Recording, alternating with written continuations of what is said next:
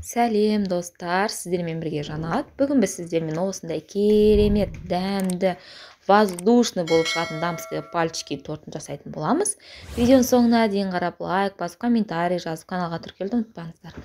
Осы алдымен суымызға тұзымызды, майымызды салып, плитаның немесе газдың астын барынша қосамыз. Майды алдын ала кесіп алсаңыздар да, мен сияқты ұмытып кетсеңіздер, осылай бөлсеңіздер де болады. Себебі тез ериді сол кезде. Міне осылай майымыз толық ерігенге дейін араластырамыз. Май еріп, осылай суымыз бұрқылдап қайнаған кезде плитаның астын өшіреміз. Егер газ болса, ең төмен жылдамдыққа қойып қоясыздар. Плита болса өшіресіздер. Сөйтіп, ұнымызды толықтай салып, тез араластырамыз. Бұл жерде тез араластыру міндетті, себебі астында жабысып қалмау керек ұнымыз. Барлық ұнымыз толық араласып, бір келкі масса болғанға дейін осылай плитаның үстінде араластырасыздар. Егер газ болса, жай төменгі жылдамдықта газдың үстінде араластырасыздар. Міне осындай бір комочек болып жинағанға дейін араластырып, қамырымызды бөлек алып қоямыз суығанға дейін. Оған дейін біз кремімізді дайындаймыз. Қаймағымызға қант ұнтағын салып, осылай араластырамыз. Бұл крем өте дәмді болып шығады. Тек қана 2 ингредиенттен тұрса да, қаймақты кішкене қоюлауын алуға тырысыңыздар.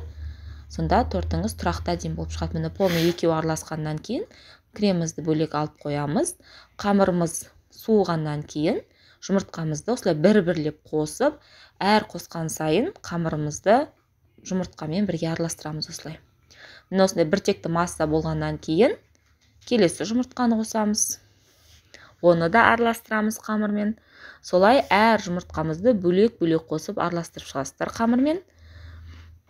Қоймалжың масса шыққанға дейін. Қамырыңыз суы міндетті, себебі жұмыртқаңыз пісіп қалуы мүмкін. Осылай міне барлық жұмыртқамызды араластырғаннан кейін міне осындай бізде масса шығады. Цветінде көріп тұрсыздар, өте әдемі. Бұл тесто эклерге де жарайды. Міне осылай өте әдемі осылай қоймалжың тестомызды кондитерский мешокқа салып, барлығын сыйғанынша астына міндетті түрде насадка салуды ұмытып кетпеңіздер. Міне осындай қандай насадка болса да бәрібір, себебі бір дамские пальчики кремнен көрінбейді астында.